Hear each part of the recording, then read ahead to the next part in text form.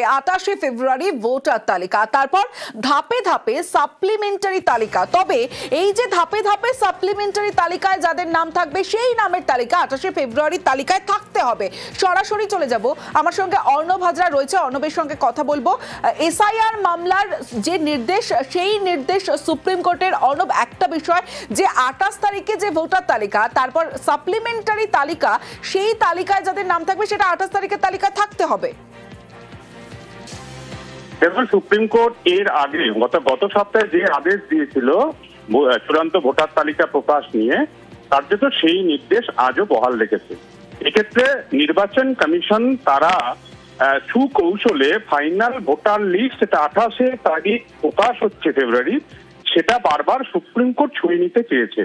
কিন্তু supreme court আজ সাফ জানিয়েছে 28শে ফেব্রুয়ারি জাতীয় নির্বাচন কমিশন পশ্চিমবঙ্গের চূড়ান্ত ভোটার তালিকা প্রকাশ করতেই পারে, কিন্তু এই যে 60 লক্ষ অভিযোগের নিষ্পত্তি করবেন জুডিশিয়াল অফিসাররা, সেখান থেকে নিশ্চিতভাবে যাই হোক একটা সংখ্যা, বেশ কিছু লাখ ভোটার, বৈধ ভোটার তারা তো থেকে যাবেন। সেই বৈধ ভোটাররাও কিন্তু এই চূড়ান্ত ভোটার তালিকারই অংশ। এক্ষেত্রে চূড়ান্ত ভোটার তালিকা নাম দেওয়া হলেও 28 তারিখ, তা কিন্তু আদতে কোনো চূড়ান্ত ভোটার তালিকা প্রকাশিত হচ্ছে না। এবং স্পেশাল ইন্টেনসিভ রিভিশন সেটাও কিন্তু অনগোয়িং, সেটা শেষ হয়নি। এই অবস্থায় আজকে সুপ্রিম কোর্ট জানালো তারা 28 তারিখে তালিকা প্রকাশ করতেই পারে। অর্থাৎ সুপ্রিম কোর্টের আগের আদেশ যেরকম বলেছিল যে অবিতর্কিত বা বিতর্ক আনডিসপিউটেড যে অংশ, তার তালিকা প্রকাশ করতেই পারে।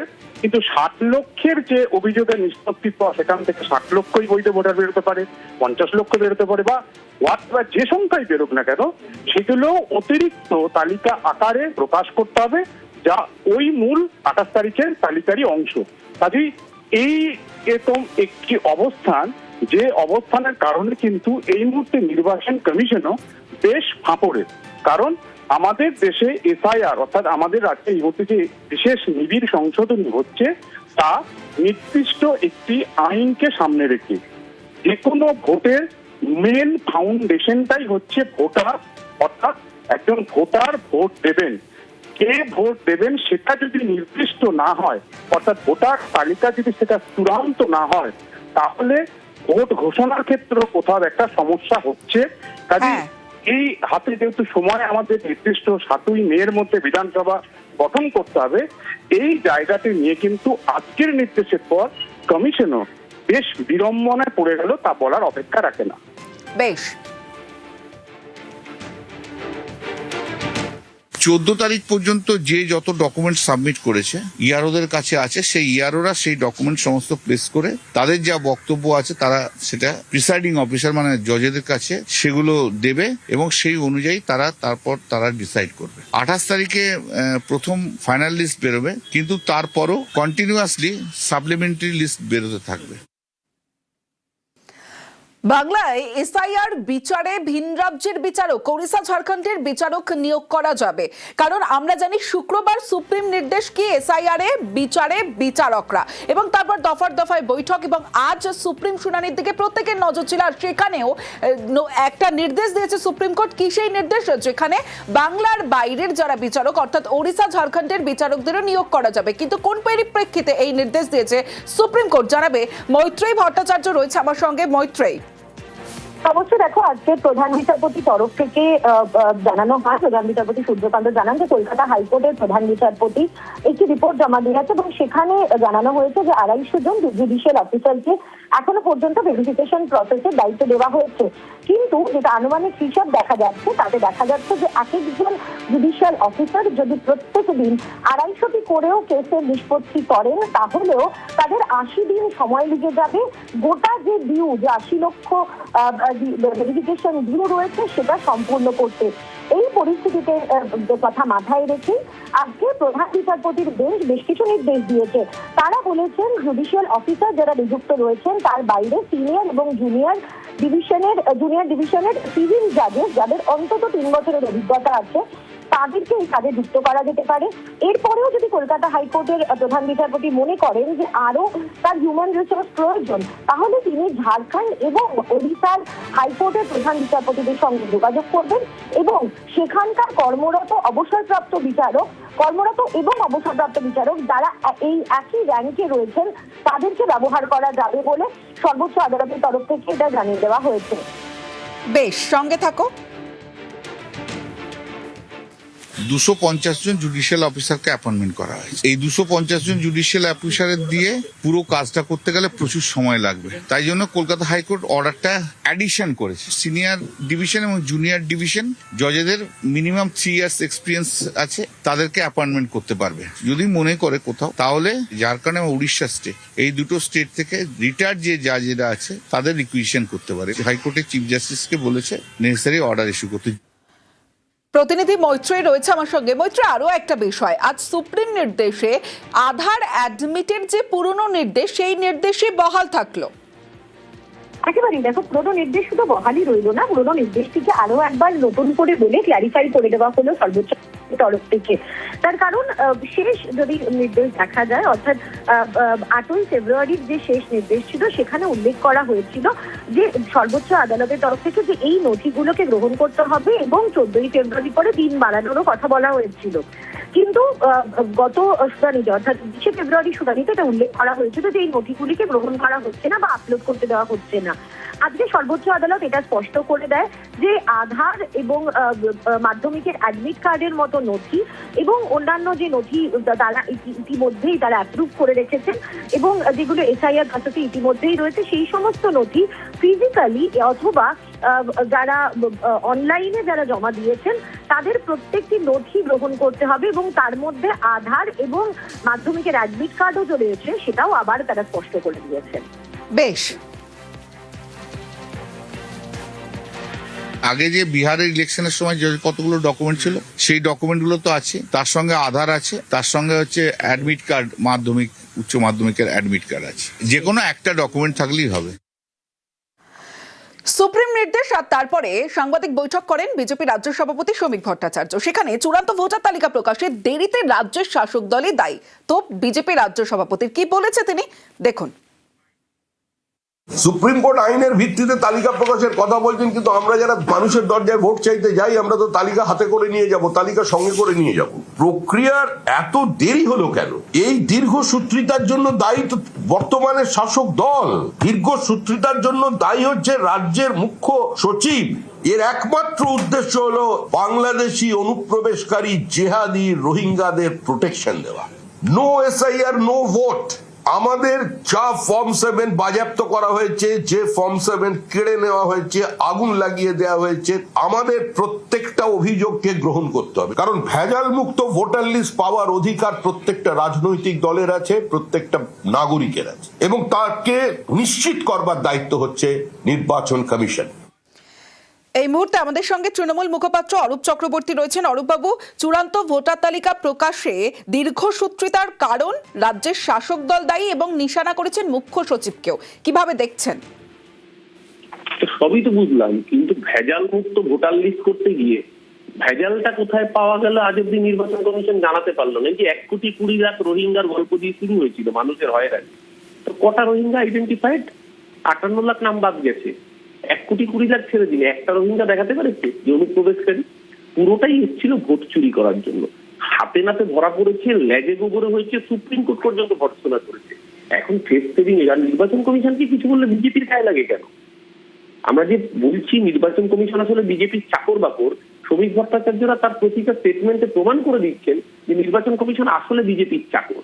ওই জন্য নির্বাচন কমিশনকে কিছু বললে শ্রমিক ভট্টাচার্যের গায়ে লাগবে। আমাদের অভিযোগের মান্যতা তো উনি দিচ্ছেন।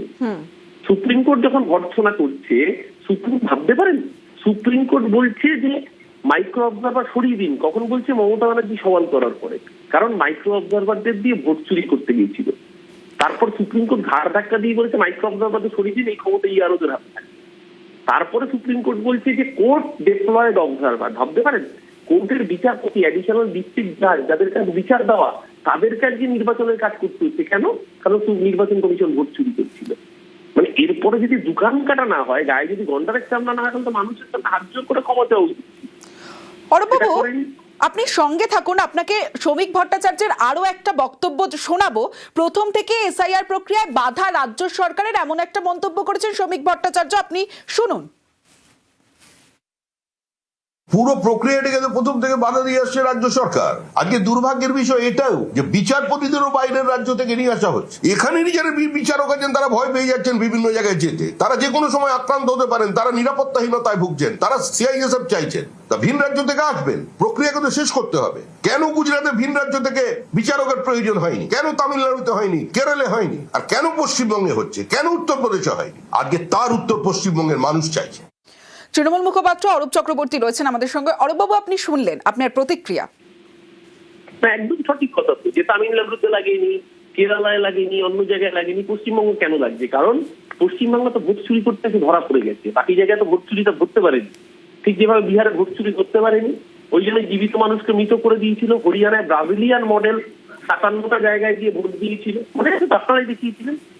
বাকি জায়গাগুলো ধরতে পারেনি ভোট চুরি, পশ্চিমবঙ্গ ভোট চুরিটা ধরেছে বলে ওই জন্য মাইক্রো অবজারভারদের সরিয়ে দিয়েছে সুপ্রিম কোর্ট। মাইক্রো অবজারভারদের কারা নিয়োগ করেছিল? নির্বাচন কমিশন। অর্থাৎ নির্বাচন কমিশন যাদেরকে চুরি করার জন্য নিয়োগ করেছিল তাদেরকে সরিয়ে দিয়ে আনলো কাদের? Supreme court. সুপ্রিম কোর্ট আনলো কোর্ট নিযুক্ত অবজারভারদের। অর্থাৎ সুপ্রিম কোর্ট বুঝিয়ে দিল নির্বাচন কমিশনের উপর তাদের কোনো ভরসাই নেই, কারণ নির্বাচন কমিশন চোর, ভোট চুরি করতে এসেছে। শ্রমিকবাবু ঠিক বলেছেন যে কেন পশ্চিমবঙ্গে করতে হলো, পশ্চিমবঙ্গে কি করতে হলো? নির্বাচন কমিশনের উপর অনাস্থা প্রকাশ করতে হলো। কোন নির্বাচন কমিশন? বিজেপির মদতপুষ্ট, বিজেপির অঙ্গুলি নামে কাজ করা কৃতদাস কমিশন। এর থেকেই বোঝা যাচ্ছে সুপ্রিম কোর্টের এই মনোভাবেই যে কারা আসলে ভোট চোর। যারা বিরোধীরা বলেছিল ভোট চোর নির্বাচন কমিশনার, আমাদের সেই দাবিকে সিলমোহর দিল সুপ্রিম কোর্ট।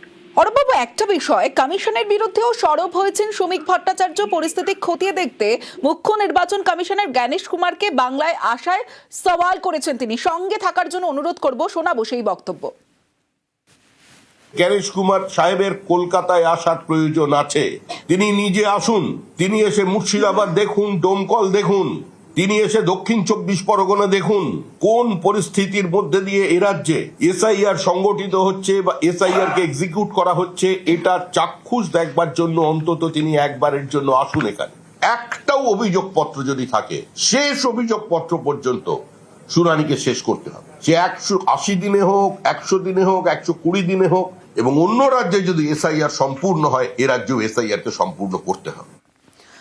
অরূপবাবু, আপনি শুনলেন। না দেখুন, এই আমরা না জনপ্রতিনিধিরা আগে সার্টিফিকেট অ্যাটেস্টেড করতে হতো, অ্যাটেস্টেড করে অথরাইজ করতে হতো যে ওটা অরিজিনাল সার্টিফিকেট। তো শ্রমিক ভট্টাচার্যের এই স্টেটমেন্ট হচ্ছে বিরোধীরা যে অভিযোগ করেছে সেটাকে অ্যাটেস্টেড করা যে নির্বাচন কমিশন বিজেপির চাকর বাকর। শ্রমিক ভট্টাচার্য বলে দিচ্ছেন নির্বাচন কমিশনারকে আসতে হবে, জ্ঞানেশ কুমারকে। কোথায় আসতে হবে? মুর্শিদাবাদ, দমকল, দক্ষিণ 24 পরগনা, ডায়মন্ড হারবার। ও ঠিক করে দিচ্ছে যে জ্ঞানেশ কুমার কোথায় কোথায় ঘুরবে, মালিক হুকুম দেবে, চাকর সেই জায়গায় ঘুরবে। এই যে আমরা প্রথম দিন থেকে বলেছি নির্বাচন কমিশনার বিজেপির কৃতদাসে পরিণত হয়েছে, এতদিন বলতাম নির্যাতন কৃতদাস কমিশন। আর কৃতদাস কমিশনকে মালিক হিসেবে শ্রমিক ভট্টাচার্য ডাইরেকশন দিচ্ছেন তাকে কোথায় কোথায় যেতে হবে, কোন কোন জায়গা ভিজিট করতে হবে। দিল্লির ঠান্ডা ঘরে বসে থাকলে করবে না। জ্ঞানেশ কুমারকে বলছি আপনি আসুন বাংলায়। শক্তি চট্টোপাধ্যায় মনে হচ্ছে নেমে এসছেন শ্রমিক বাবুর গলায়, সুনীল গাঙ্গুলির কবিতা নেমে এসছে শ্রমিক বাবুর গলায়, উনি সেই সুরে ফোন করে বলছেন জ্ঞানেশ কুমার আপনি দিল্লির ঠান্ডা ঘরে বসে না থেকে আসুন, এবং কোথায় কোথায় যাবেন সেটাও বলে দিচ্ছে। দক্ষিণ 24 পরগনা, মুর্শিদাবাদ, দমকল উনি ঠিক করে দেবেন, তারপর নির্বাচন কমিশনার যাবে। এটা নির্বাচন কমিশন না প্রহসন? বাংলার মানুষ চোখে আঙুল দিয়ে দেখিয়ে দিচ্ছে। বেশ, অনেক ধন্যবাদ আপনাকে। 28 ফেব্রুয়ারি ভোটার তালিকা, তারপর ধাপে ধাপে সাপ্লিমেন্টারি তালিকা আর এসআইআর মামলায় নির্দেশ দিয়েছে সুপ্রিম কোর্ট।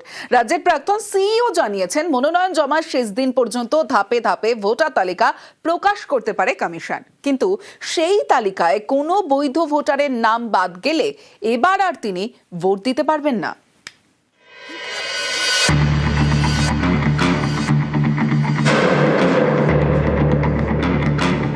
28 ফেব্রুয়ারি চূড়ান্ত ভোটার তালিকা প্রকাশ হওয়ার কথা। অনেকের মতে তা আর সম্ভব নয়। তাহলে কি করবে কমিশন? রাজ্যের প্রাক্তন সিইও দেবাশিস সেন জানিয়েছেন ধাপে ধাপে কমিশন তালিকা প্রকাশ করতেই পারে, কিন্তু এক্ষেত্রে এমন পরিস্থিতি তৈরি হতে পারে যে বৈধ ভোটারের নাম বাদ গেলেও তিনি আর এবার ভোট দিতে পারবেন না। কন্টিনিউয়াস রিভিশনে বা সাপ্লিমেন্টারি লিস্টটা যদি প্রকাশিত নাও হয় তাহলেও কিন্তু আইনের লঙ্ঘন হচ্ছে না। সেটা লাস্ট ডেট অফ নমিনেশনের আগে অবধি যতটা ওনারা নিষ্পত্তি করতে পারবেন ততটুকুই উঠবে। যদি এরকম হয় তাহলে কিন্তু তারা এবার ভোটাধিকার দিতে পারবেন কিনা সন্দেহ আছে। 28 ফেব্রুয়ারি চূড়ান্ত ভোটার তালিকা প্রকাশের শেষ দিন। সেই দিনে কি তালিকা প্রকাশ করতে পারবে কমিশন? এ নিয়ে বড় সড় প্রশ্ন। অনেকের এও প্রশ্ন, চূড়ান্ত তালিকা প্রকাশ না করে কি ভোট ঘোষণা করা যায়?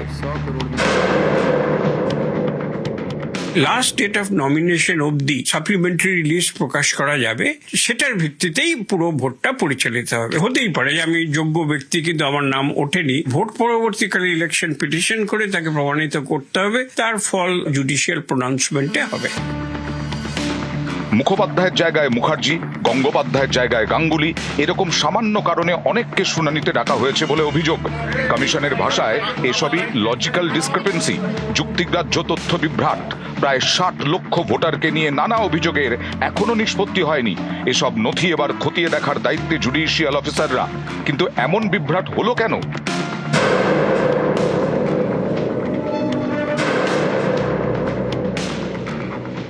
যাচাই করা হতো এবং কোথাও যদি দেখা যেত অসামঞ্জস্য হচ্ছে তখন বাড়ি বাড়ি গিয়ে খোঁজ নেওয়া হতো। কিন্তু এইবার যেটা হচ্ছে আর্টিফিশিয়াল ইন্টেলিজেন্সকে নেওয়া হয়েছে। মুখোপাধ্যায়, মুখার্জি ইত্যাদি এটা তো সাধারণভাবেই ডিকশনারিতেই দেওয়া থাকে যে অল্টারনেটিভ বানান কি হবে, সেটা তো এআই এর ধরে ফেলাই উচিত। সুতরাং এইটা কিন্তু গ্রহণযোগ্য হওয়া উচিত ছিল। যদি ওদের লজিক্যাল ভুল থাকে সেটা অন্য। ইলেক্টরকে না ডেকে তার বাড়ি গিয়ে খোঁজ করতে হতো, কিন্তু অবশ্যই তাতে টাইম বেশি লাগে, যত্ন নিয়ে কাজটা করার দরকার ছিল। এসআইআর নিয়ে শুরু থেকেই নানা অভিযোগ, নানা বিতর্ক।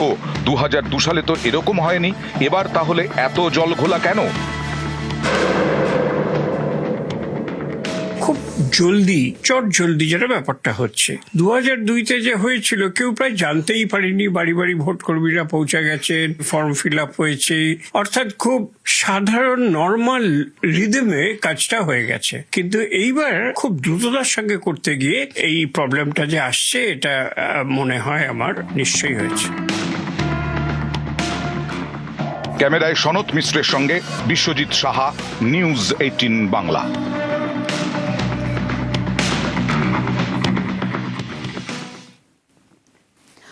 মনোজ পন্থকে গ্রেফতারের দাবি সুকান্তর। অনুমোদন ছাড়া হাইকোর্টে বৈঠকে কারা? প্রধান বিচারপতির উপর চাপ তৈরির অভিযোগ সুপ্রিম কোর্টকে তদন্তের আবেদন সুকান্ত মজুমদারের। প্রিন্সিপাল সেক্রেটারি মনোজ পন্থের বিরুদ্ধে এফআইআর করে গ্রেফতারের দাবি। অভিযোগ প্রমাণ করুন, পাল্টা চ্যালেঞ্জ শশী পাঁচার। যারা আনঅথরাইজড পারসন তাদেরকে এই মিটিংয়ে উপস্থিত করে ক্যালকাটা হাইকোর্টের চিফ জাস্টিসের উপরে প্রেসার তৈরি করার চেষ্টা তৃণমূল কংগ্রেসের সরকারের পক্ষ থেকে হচ্ছে। আমি মহামান্য সুপ্রিম কোর্টকে আবেদন জানাবো পুরো বিষয়টি তদন্ত করে দেখতে। যদি সুপ্রিম কোর্টের ঠিক করে দেওয়ার সূচি, এই সূচির বাইরে অন্য অফিসাররা মিটিংয়ে অংশগ্রহণ করে থাকেন, তাহলে তাদের বিরুদ্ধে ক্রিমিনাল অফেন্স হিসেবে গণ্য করে তাদের বিরুদ্ধে ব্যবস্থা করা উচিত সুপ্রিম কোর্টের, এবং এফআইআর করা উচিত। মনোজ পন্থের বিরুদ্ধে এফআইআর করা উচিত এবং এফআইআর করে তাকে গ্রেপ্তার করা উচিত। দুঃখ প্রকাশ করি, একজন শিক্ষিত মানুষ, তিনি একজন সাংসদ, সংবিধান বোঝা উচিত, তার অ্যাডমিনিস্ট্রেশন কিছু হলেও তো একটা আইডিয়া থাকা উচিত। কি করে এই কথাগুলো বলে? ওনার কথাতে কোনো গ্র্যাভিটি নেই। এবার থেকে অভিযোগ করা বন্ধ করুন, অভিযোগগুলো প্রমাণ করুন। এই যে ক্লেম করছেন, এই ক্লেমগুলোকে আপনি সাবস্ট্যান্সিয়েট করুন। তাদের এই বক্তব্যগুলোকে মানুষ গ্রাহ্য করছে না।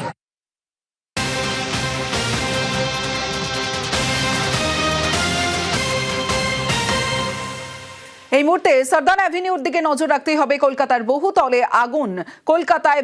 আগুন, সরদান অ্যাভিনিউতে বহুতলে আগুন, বহুতলে 8 তলার ফ্ল্যাটে আগুন লেগেছে যেমনটা আমরা জানতে পাচ্ছি। দাউ দাউ করে জ্বলছে আগুন। কি পরিস্থিতি, কিভাবে আগুন লাগলো, এই মুহূর্তের পরিস্থিতি জানাবে রৌনক রয়েছে আমার সঙ্গে। রৌনক। দেখো 12:30 নাগাদ চলদানিপুরের বহুতলের 8তলায় আগুন লাগে এবং ভেতরে একজন মহিলা তিনি ফেসেছিলেন।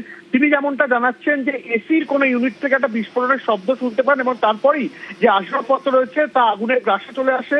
যে রেলিয়ার শিখা দেখা যাচ্ছে কার্যত দমকলের 3টি ইঞ্জিন ঘটনাস্থলে এসে পৌঁছায় এবং পরে তা আগুন নিয়ন্ত্রণে আসে এবং যেহেতু বহুতল লিফটের পরিষেবা বন্ধ হয়ে যায় সেই কারণে কিন্তু উপরে যারা ফেলছিলেন সকলেই নিচে নেমে আসেন এবং প্রায় 1 ঘন্টা পর আগুন ইতিমধ্যে কিন্তু নিয়ন্ত্রণে এনেছেন দমকল কর্মীরা। বেশ, কলকাতার বহুতলে আগুন, সাদার্ন অ্যাভিনিউতে বহুতলে আগুন, বহুতলে 8তলার ফ্ল্যাটে আগুন লেগেছে। যে ছবি আপনারা দেখছেন, বহুতলের 8তলার ফ্ল্যাটে আগুন, সাদার্ন অ্যাভিনিউ, আর সেখানে আগুন।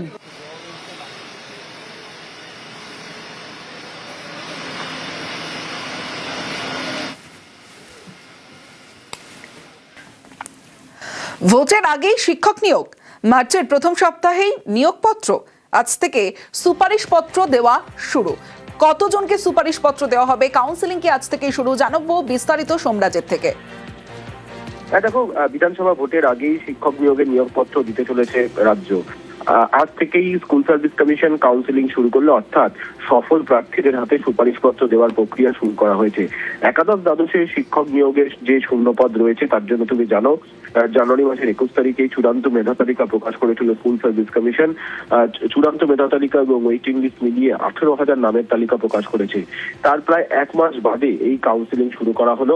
আজ থেকেই সুপারিশপত্র পেতে শুরু করেছেন সফল প্রার্থীরা। আজ ও আগামীকাল মোট 7টি বিষয়ের কাউন্সিলিং করবে এসএসসি এবং প্রাথমিকভাবে 172 জনকে আজ ও আগামীকাল মিলিয়ে সুপারিশপত্র দেওয়া হবে বলেই কমিশন সূত্রে জানা যাচ্ছে। আজকে 70 জনকে মূলত কাউন্সিলিং এর পর সুপারিশপত্র দিয়ে দেওয়া হবে। মার্চের প্রথম সপ্তাহ থেকেই নিয়োগপত্র পেতে শুরু করবেন সফল প্রার্থীরা এবং তারপর স্কুলে তারা যোগ দেবেন। অর্থাৎ বিধানসভা ভোটের আগেই একাদশ দ্বাদশের শিক্ষক নিয়োগের মেধা তালিকায় থাকা চাকরি প্রার্থীরা স্কুলে যোগ দিতে শুরু করছেন, তেমনটাই কমিশন সূত্রে খবর। বেশ,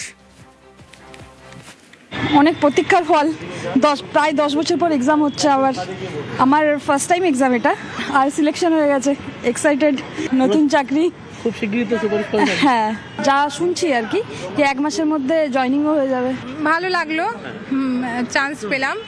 হ্যাঁ, আমি ফ্রেশার্স ক্যান্ডিডেট হিসেবে পেয়েছি, আমার ভালো লেগেছে। পরীক্ষা দেওয়ার সুযোগ পেলাম, চান্স পেলাম। হ্যাঁ, শুরু হবে। সবকিছু যাতে ভালোভাবে হয়ে যায়, আর যাতে কোনো বাধা না থাকে, এটাই বলতে চাই। আমার এমনি বাড়ি হচ্ছে শিলিগুড়ি, এবার যদি সেখানেও পাই চলে যাব, দেখা যাক, বাপের বাড়ি সেখানে। মধ্যশিক্ষা পর্ষদের ক্লাস 8-এর বই সাহিত্য মেলা, এই বইয়েই অশালীন শব্দের ব্যবহার, এ নিয়ে জোর বিতর্ক। মধ্যশিক্ষা পর্ষদের সভাপতি জানিয়েছেন বিষয়টি খতিয়ে দেখা হচ্ছে।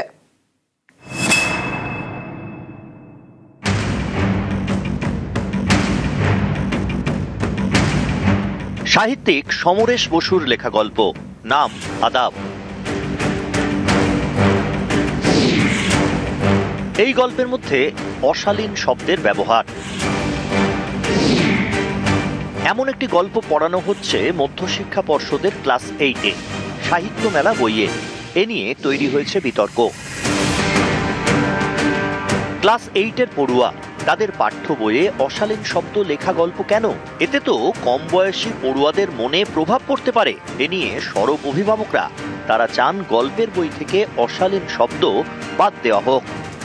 এই লেখাটা দুটোই কুরুচিকর শব্দ রয়েছে, যেগুলো আমরা সমাজে গালাগাল হিসেবে মানে প্রচলিত আছে এই সমাজে। বিশেষ অনুরোধ, বিষয়টি খতিয়ে দেখে নজর দিয়ে যাতে ইমিডিয়েট বইটা ব্যান করে দিয়ে নতুন একটা বই ছাপিয়ে ছাত্রছাত্রীদের হাতে তুলে দেয়, কুরুচিকর শব্দ যেন তুলে দেয়। বাংলা সাহিত্যের মধ্যে প্রথম কথা এই শব্দগুলো তো আসে না। যারা পড়বে অষ্টম শ্রেণীতে ছোটো ওরা, প্রচুর ছোটো ওরা, অনেক ছোটো, যার জন্য ওদের একটা এফেক্ট পড়তে পারে, যার জন্য এটা ঠিক হয়নি, এটা ভাবা উচিত। যেটা মনে করি, এটা ক্লাস 8-এ সমরেশ বসুর লেখা কেন দিচ্ছেন? রবীন্দ্রনাথের মতো লোক থাকতে, নজরুলের মতো লোক থাকতে, তাদের লেখা না পড়িয়ে এই হঠাৎ সমাজ সচেতন করার একটা বিশাল চেষ্টা হয়ে দাঁড়িয়েছে ক্লাস 8 থেকে। এই পণ্ডিতরা কারা? সিলেবাস তৈরি করার জন্য স্কুলের লোকদের নিযুক্ত করুন দয়া করে। সমরেশ দা করেছেন যেটা, তিনি দিগন্ত উন্মোচন করেছেন, কিন্তু সেই দিগন্ত উন্মোচন করার জন্য এরা পড়ে নেই যে ক্লাস 8 থেকে সেই দিগন্তটা উন্মোচন করাতে হবে। এটা প্রয়োজন নেই। যদি এ ধরনের কোনো টেক্সট এরকম গালাগাল থাকে তা সাধারণভাবে এই ক্লাস 8-এর পাঠ্যপুস্তকে রাখা উচিত নয়। না হলে খুব বড় লেখক এবং একেবারে অনিবার্য এই পাঠটা ছেলে মেয়েদের মূল্যবোধ বৃদ্ধিতে সাহায্য করবে, তা যদি এরকম যুক্তি খাড়া করা যায় সেটা দেখা যেতে পারে। কিন্তু সাধারণভাবে এই ধরনের গালাগাল আছে, এই ধরনের কোনো পাঠ্য ক্লাস 8-এর পাঠ্যপুস্তকে থাকা উচিত নয়। পরিস্থিতি অনুযায়ী ব্যবস্থা নেওয়ার পক্ষে মত দিয়েছেন সাহিত্যিক শীর্ষেন্দু মুখোপাধ্যায়। ঢ্যামনা মানে তো খুব অশ্লীল কিছু নয়। ঢ্যামনা মানে নিষ্কর্মা, জেদি, অপদার্থ, নানা রকম বোঝায় আর কি। তাই ঢ্যামনা শব্দটা এমনিতে অশ্লীল নয় এবং অপাঙ্কেও নয়, কিন্তু শব্দটাকে এমনিতে দায়ী করা চলবে না। শব্দটা যে অর্থ সেটা খুব একটা খারাপ কিছু নয়, যেটা মানে আমাদের কানে আঙুল দিতে হয় এমন নয়। তবে যদি অভিভাবকদের অপছন্দ হয় তাহলে তো শব্দটা বাদ দিতেই পারেন তারা। বাচ্চাদের মুখে হয়তো ঢ্যামনাটা ভালো শোনাবে না, এরকম একটা হতে পারে মানুষের ধারণা। নিউজ 18 বাংলা। এবার সান্দাকফুর ছবি দেখাবো। সান্দাকফুতে তুষারপাত, শিলাবৃষ্টি, বরফের চাদরে ঢেকে সান্দাকফু। তুষারপাতের পর সান্দাকফুতে শিলাবৃষ্টি।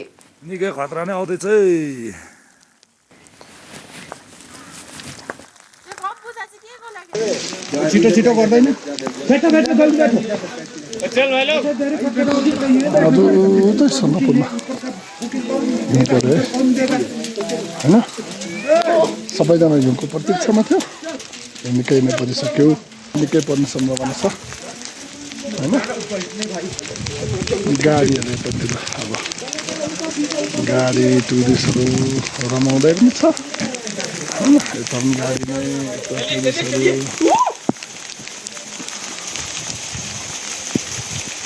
पर्दैछ हो। आकाश गर्जिँदैछ, मेघ गर्जनको साथ यही हो।